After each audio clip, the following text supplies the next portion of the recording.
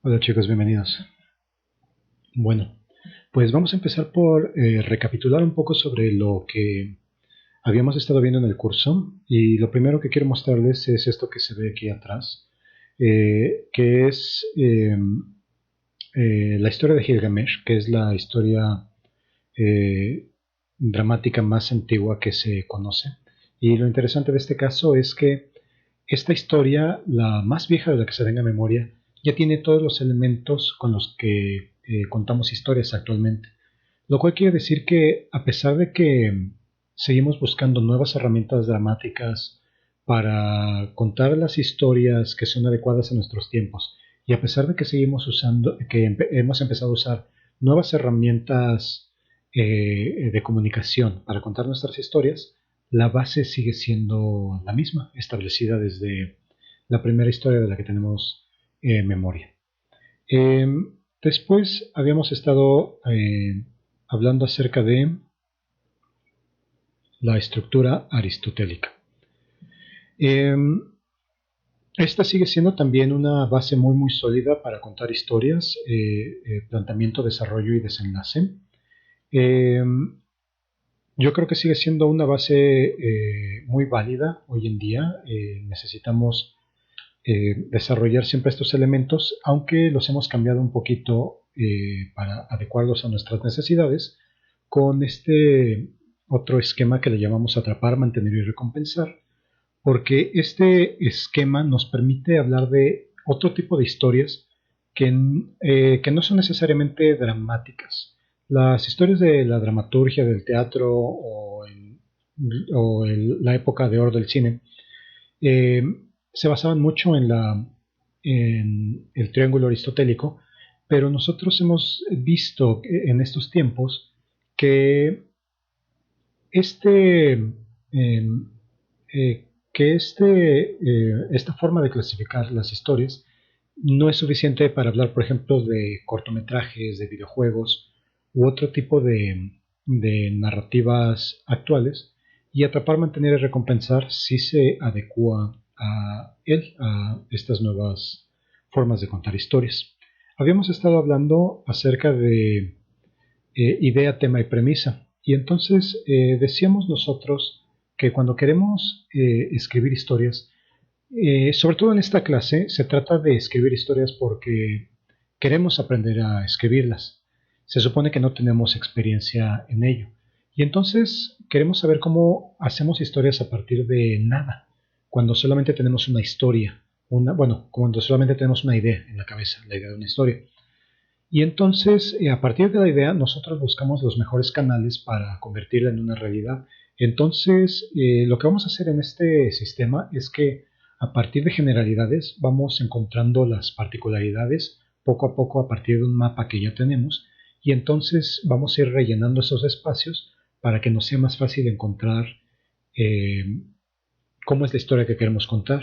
No sé si les ha pasado que tratan de escribir historias y se dan cuenta de que tiene huecos de lógica o hubo partes que les hubiera gustado cambiar y ya no pueden. El asunto está en que no se puede porque las construyeron mmm, en una forma consecutiva, eh, como si el primer punto fuera el origen, el último fuera el final, y no necesariamente es así como vamos a hacer nuestras historias. Nosotros empezamos de lo más nebuloso que tenemos, que es la idea, a continuar a nuestra siguiente etapa, que en este caso va a ser el tema.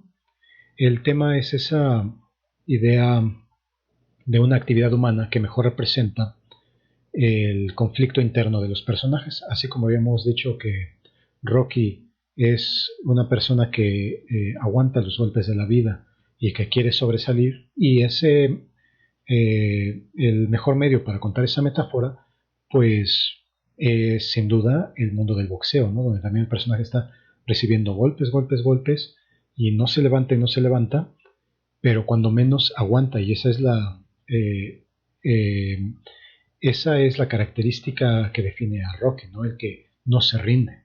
Entonces es por eso que el tema es ese vehículo que puede transmitirnos las emociones internas de los personajes y mostrándolas en el mundo físico, ¿no? Habíamos hablado acerca de la premisa, que la premisa es ese, ese cambio de actitud que sufren los personajes Cuando después de haber intentado conseguir su objetivo, casi lo obtienen, pero hay un momento que se llama crisis, donde los personajes lo pierden todo porque no han sabido adaptarse a esta pelea. Hay algo que para estos personajes no se les acomodan, no se les da bien, porque los personajes no aceptan un cambio. En el momento en el que los personajes aceptan este cambio, ya sea adquieran, eh, que adquieran la aceptación de un hecho o que busquen eh, por ejemplo, el aceptar la colaboración de alguien más, no lo sé. Una vez que los personajes se adecúan a este nuevo conocimiento que obtienen después de la crisis, que se llama revelación, los personajes les da un segundo aire que le llamamos resolución, y esto lo aplican en el último acto cuando regresa nuevamente a enfrentarse a su rival más fuerte, a ese obstáculo más grande, y aplican este nuevo conocimiento en lo que llamamos el último sacrificio. Esto lo tomamos o esto se adecua a un modelo que le llamamos el modelo del paradigma. El modelo del paradigma es una estructura dramática que está un poco basada en el triángulo aristotélico, pero tiene muchos más pasos, y la razón por la cual yo elegí enseñar usando el modelo del paradigma es porque siento que es mucho más fácil, es mucho más didáctico, más visual el saber, el tener ese mapa y saber qué es lo que sigue a qué.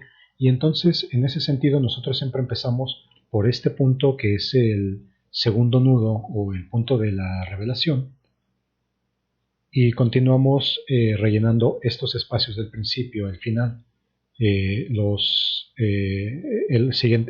primer nudo, el punto medio, y así poco a poco vamos rellenando cada uno de los siguientes espacios porque ya tenemos el mapa, ya sabemos hacia dónde vamos. De hecho, creo que una regla general de escribir historias, algo que se ha escuchado muchas veces y no sé si le hayan prestado atención, es que cuando alguien le cuenta una historia a un escritor famoso, ellos no te dicen, si empiezas a contarlo desde el inicio, te van a decir, no, no quiero escuchar el inicio, quiero escuchar el final.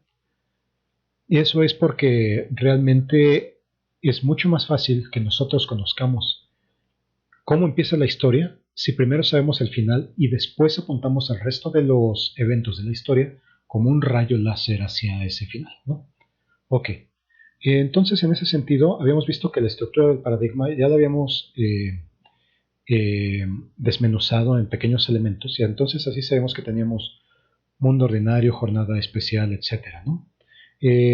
Primer nudo, que es el final del primer acto.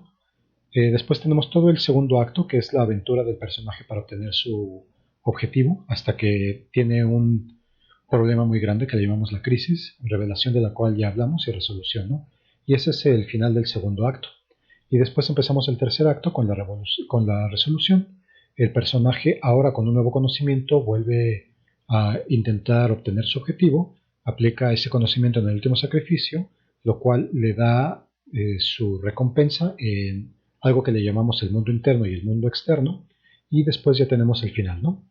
Entonces, ¿por qué usamos la estructura del paradigma? Ha funcionado muy bien a lo largo de los años. Fíjense que la estructura del paradigma no es algo que se haya inventado per se, sino es algo de lo que Sid Field, el creador de este libro que se llama Manual del Guionista, donde se describe el modelo del paradigma, él analizó películas primero, analizó películas que ya eran muy buenas, y entonces de analizar esas películas es que buscó las coincidencias y es que sacó este esquema de lo que ahora llamamos el paradigma. Desde entonces, como les decía yo, hay algunas otras compañías que lo siguen, como Marvel o como Pixar, y es por eso que sus películas son tan buenas, porque de alguna forma ya están como están prediseñadas para hacer una buena historia, ¿no?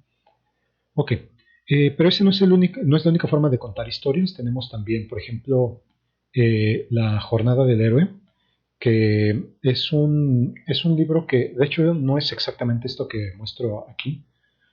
Esto está tomado de El héroe de las mil caras de Joseph Campbell y después adaptado por Christopher Vogler para hacer este sistema que le llamamos la aventura la jornada del héroe, que cumple con con todos estos puntos. Aquí tenemos 17 puntos.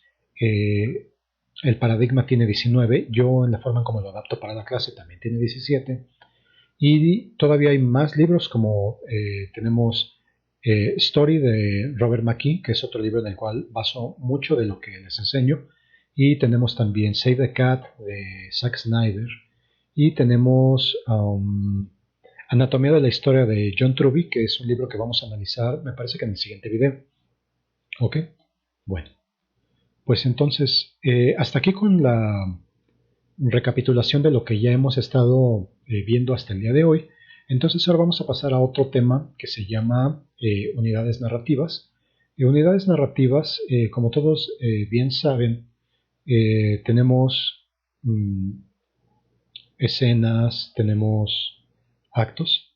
Vamos a verlos otra vez. Dice aquí que tenemos para empezar la historia, que es la unidad narrativa neutra, la unidad narrativa más grande dentro de una película que vamos a ver al cine o que vemos en televisión.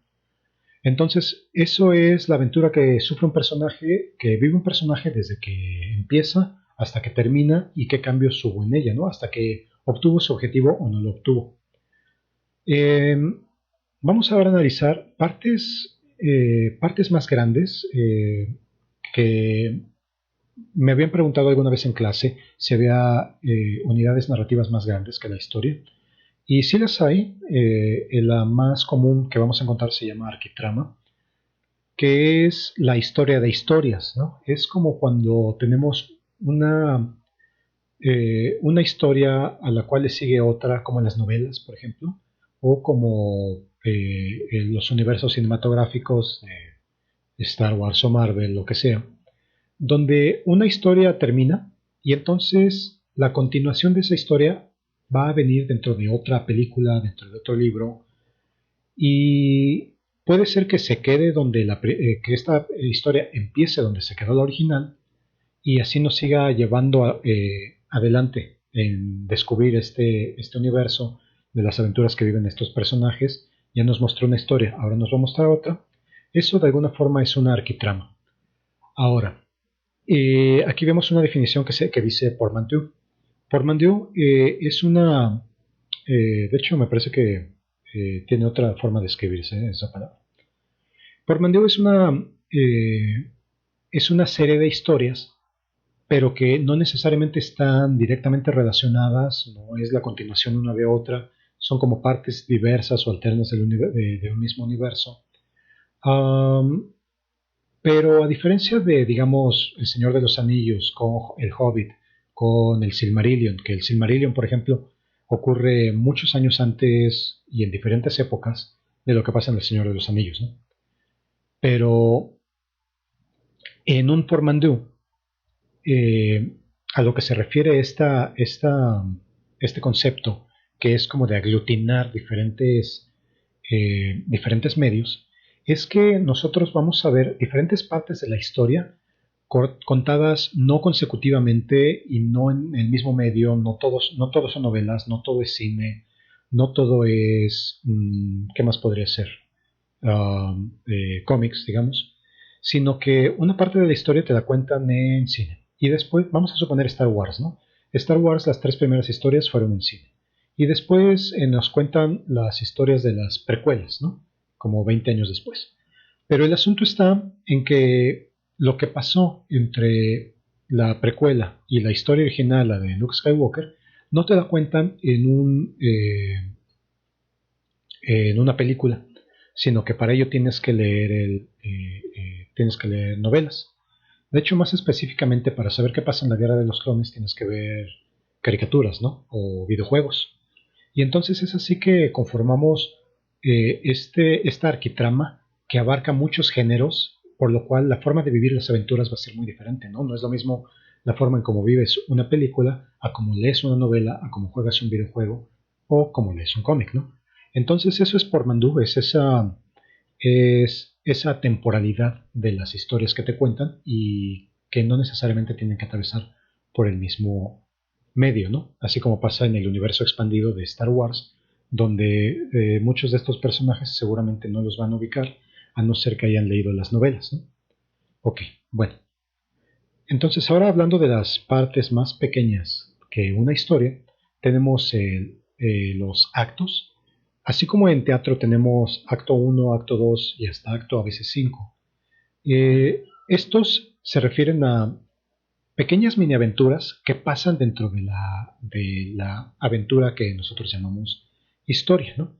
Entonces una historia es desde que el personaje empieza hasta que obtiene su objetivo final, perfecto. Pero para obtener su objetivo final, usualmente el personaje tiene que alcanzar pequeños mini objetivos, ¿no? Los tres más grandes son los tres que corresponden al final y al nudo 1 y al nudo 2, o plot point 1 y plot point 2, también conocidos por ustedes como salto a la aventura y como resolución, donde tenemos que en el primer acto el personaje empieza en su mundo ordinario, le dicen que hay una aventura por vivir y cuando se lanza a la aventura, cuando finalmente se arma de valor, ese cambio de parecer del personaje de no ser nada a decir sí voy a ser el héroe, ese es un cambio muy importante internamente para el personaje y eso marca el final de un acto. ¿Ok? De hecho, creo que no lo mencioné antes, pero los actos se delimitan precisamente por ese cambio de parecer, cambio de la personalidad del personaje protagonista, ¿no? El siguiente punto donde los personajes, donde el personaje principal va a cambiar, va a ser después de la resolución y en el momento de que salta a ese último enfrentamiento su, contra ese rival final, contra ese peligro final. Y ese momento en el que volvió a cambiar de parecer, de decir estoy derrotado, ya no puedo hacerlo, a decir, oh, ya sé cómo hacerlo y voy a volver a lanzarme a la aventura, ese es otro final de un acto.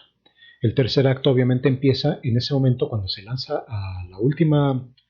ese último asalto, ir por la chica que le gusta, por el chico que le guste, ir a vencer al villano o salvar a su familia, no lo sé.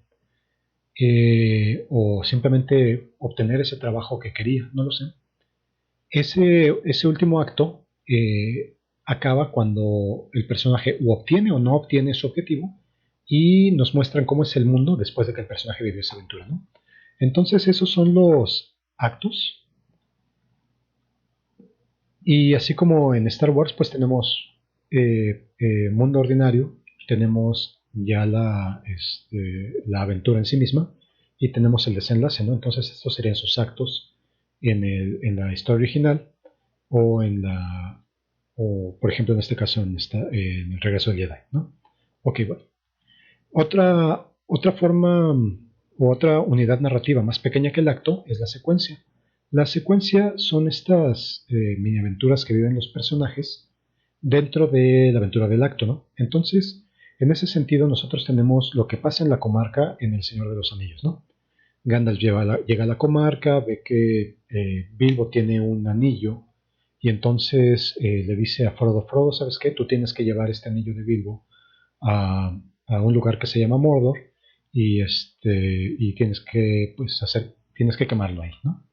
Entonces esa mini aventura de que llega Gandalf a que lo convence, a que se va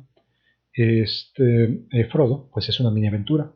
Después viven otra mini aventura en Rivendell donde deciden formar la comunidad del anillo y después viven otra mini aventura cuando están escapando de los Nazgûl, cuando enfrentan a los orcos y eso eventualmente pues hace que se separen los personajes. Bueno, cada una de estas mini aventuras con sus propias metas, eso es una secuencia, ¿no?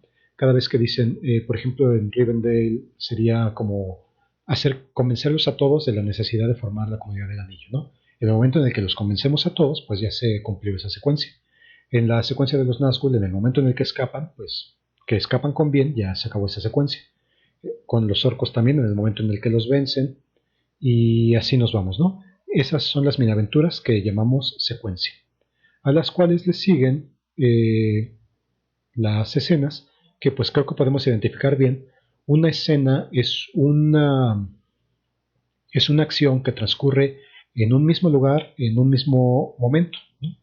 Entonces, mientras que los personajes no salgan de un mismo escenario, mientras que los personajes no cambien, o mientras que el tiempo no transcurra ahí, vamos a decir que hacemos un corte de que los personajes están en una cabaña de día y entonces se aburren y pasamos a verlos ahora de noche, entonces quiere decir que cambiamos de escena, ¿ok?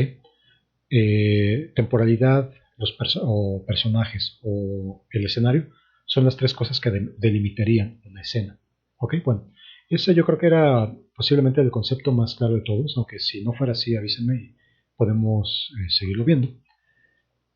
Y ahora tenemos uno que es posiblemente el más difícil de entender, que se llama bits. Este concepto, si no mal recuerdo, lo estoy sacando del libro de Robert McKee, Story. Si no mal recuerdo, Robert McKee lo que propone es que dentro de las escenas hay estas pequeñas piezas de información. Déjenme quito mi bello rostro de ahí para que puedan leer. Entonces, ahí está, si es que quieren leer. Um, un bit o golpe de efecto es cada vez que nosotros estamos viendo una escena y algo que se dice o algo que pasa cambia nuestro entendimiento de lo que está pasando en esa escena. Vamos a decir, por ejemplo, en el sexto sentido, en el momento en el que el personaje se da cuenta que es un fantasma, ¿no? Entonces, eso es un bit muy importante, ¿no? Porque todo lo que creíamos hasta ese momento cambia, ¿no? Bits menos exagerados, pero también muy importantes, sería cada vez que un personaje está buscando una pieza de información. Vamos a decir que un detective busca a una persona y entonces tocan una puerta y le dicen, eh, si esa persona sí vivía en esta casa, pero ahora está muerto, ¿no? Entonces, ¿qué va a pasar? Porque ese detective ya no puede seguir esa pista, ¿no? Entonces, esos son los bits, ¿no? Cada vez que alguien le dice, que una persona le dice a otra, le da otra información que no tenía, que cambia el juego, o que ya le permite a este protagonista, digamos, continuar adelante porque ya tiene una pista más de cómo llegar a la siguiente meta, esos son golpes de bits, ¿no? Ok, bueno. Para ello, lo que yo quisiera es que ustedes vieran este ejemplo que les estoy compartiendo aquí y en otro link que les estoy poniendo en su Classroom. Me gustaría que vieran esta escena de Juego de Tronos, donde la razón por la cual yo escogí esta escena es porque está llena de bits y bits muy importantes. Y entonces es muy fácil identificarlos y ahí nos damos cuenta qué tan importantes pueden ser para la construcción no solo de una escena, sino de una historia. Eh, Vamos a verla y lo que les sugiero yo, lo que yo les pediría, es que nos viéramos en Discord el próximo lunes a las 11, a la hora de nuestra clase, para que platiquemos acerca de qué les pareció esta escena y qué les parecieron esos bits. ¿Sale? Bueno. Déjenme mostrarles otro ejemplo de lo que son bits. Tenemos aquí esta escena de 500 días con ella, 500 Days of Summer, donde, como ustedes saben, Tom está enamorado de Summer, pero Summer no está enamorada de Tom. Entonces, a pesar de que ellos viven algo que se parecía mucho a un romance y Tom estaba muy esperanzado con ello, Summer siempre fue muy clara, eso no era un romance. Y ella le dijo que ella no creía en el amor y que nunca se iba a casar. Entonces, cuando después de algún tiempo se vuelven a reencontrar, él le pregunta a ella, ¿y entonces qué fue lo que pasó? Si tú no creías en eso. Y entonces ella le dice, pues no sé, simplemente con este chico con el que estaba, un día me desperté y de aquello, de lo que nunca estuve segura antes, ahora sí lo estuve. Entonces, eso es un golpe de efecto, ¿no? Porque ahora nos deja ver que, pese a lo que haya dicho Summer antes, sí estaba preparada para el amor. Lo único que pasaba es que simplemente no era él. Eso es todo lo que estaba pasando ahí, ¿no? Entonces, esta escena continúa y después de un momento como de pensar las cosas, como de tragar de pasarse ese trago amargo, Tom le dice, ¿sabes qué me duele? Saber que todo eso no era verdad, ¿no? Ya sabes, pensar en destino, almas gemelas, amor verdadero, nada de eso tenía sentido. Y entonces Summer le dice, no, yo creo que sí tenías razón, lo que pasa es que no era conmigo, ¿no? Entonces, ¿qué tal esos como golpes de efecto, no? Son piezas de información que realmente nos hacen leer la historia de una forma diferente, ¿no? Ya no está transcurriendo toda igual, sino que hay algo que ya cambió y que va a hacer que la historia continúe para otro rumbo completamente diferente. De hecho, en el caso de Tom, lo que pasa es que eh, después de esta despedida, ahora ya puede estar listo para su siguiente amor. ¿Y con quién será? Con una chica que se llama Otoño, ¿no? Otto. Ok, bueno, pues ese fue el tema de los bits. Espero que les haya interesado y yo nada más déjenme ver una lámina sobre eh, un tema que se llama Ley de las Recompensas Decrecientes, que nos dice que ya sean bits o ya sea en una escena o ya sea en una historia completa, no podemos siempre usar los mismos elementos para resolver nuestras escenas o para resolver los actos o las historias. Cada vez que contamos una historia, un bit que ya usamos ya no lo podemos volver a usar. Una solución que ya usamos para la historia no la volvemos a usar porque ya no causa el mismo efecto. No sé si se acuerdan ustedes de estas películas que se llamaban Hangover o ¿Qué pasó anoche? Donde estos personajes eh, tienen aventuras muy divertidas en la primera historia, pero ¿qué pasa después que la segunda historia es exactamente lo mismo y la tercera es exactamente lo mismo? Siempre se pierde, el mismo personaje es el mismo que siempre se pierde y los otros tres personajes siempre hacen exactamente las mismas cosas y siempre se vuelven a encontrar con el mismo chinito por X o Y razón en diferentes partes del mundo y ya no está padre, ¿no? La primera vez estuvo chistoso, pero la segunda vez ya no tanto y la tercera vez ya causó lástima, ¿no? Entonces, eso es lo que nos dice la ley de las recompensas decrecientes, ¿no? Muy bien. Bueno, antes de continuar con el siguiente tema, voy a cortar aquí para que no esté tan largo este video, que de hecho se alargó mucho más de lo que yo pensaba. 25 minutos. Ok. Am, pues hasta aquí con este recapitular sobre lo que habíamos visto y con estos dos temas sobre unidades dramáticas, sobre bits y ley de las recompensas decrecientes. Recuerden que de tener oportunidad me gustaría que nos reuniéramos en Discord el siguiente lunes y que les estoy pidiendo unas tareas para el siguiente viernes, ¿ok? Va a ser el viernes, me parece que es viernes 26, viernes, es viernes 27, cuando les estoy pidiendo que traigan sus historias, lo que habían estado escribiendo. No quiero la historia escrita completa, lo que queremos ver son una serie de puntos que les estoy anotando aquí en su Classroom y pues no sé, mismo en el Classroom van a tener más información, ¿sale? O si no, ustedes pregunten qué es lo que no entendieron y pues lo volvemos a platicar para que ustedes tengan la oportunidad de entregar, de entregar todo lo que les estoy pidiendo, ¿sale, chicos? Bueno, pues aquí los dejo y pues échenle ganas, chicos, ¿sale? Vamos a ver qué pasa. Hasta luego, que estén bien. Bye.